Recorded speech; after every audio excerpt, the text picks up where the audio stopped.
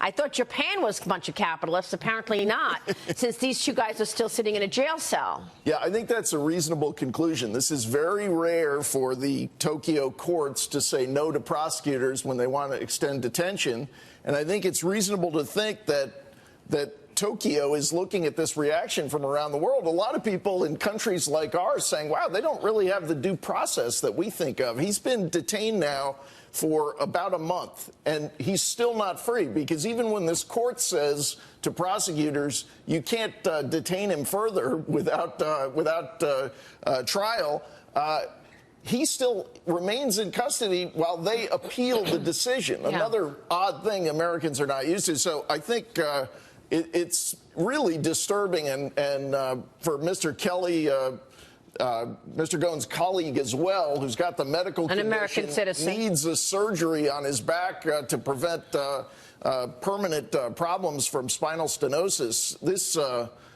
It's kind of appalling from our standards of justice. Now, we want to be careful not to impose it on the rest of the world, but I think anybody deserves certain due process rights. Right, and one of the first questions I asked when this first happened was, what kind of a judicial system throws you in jail without any charges? Because for the first 2 weeks when he was in detention, there were no charges. And let's just remind viewers what is going on here. There was a movement that Carlos Ghosn and Greg Kelly were pursuing to merge Nissan with Renault, the French car maker, and the Japanese government didn't like it, and certainly a lot of people within Nissan did not like it. The fact that Greg Kelly typically partakes in these board meetings digitally, and then he said, I'm going to be on the videography again this time, and they said, oh, no, we need you here in Tokyo. They lured him, they tricked him to get him there. They tricked Carlos Ghosn as well, and they arrested him on November 19th, and they are still in detention. By the way,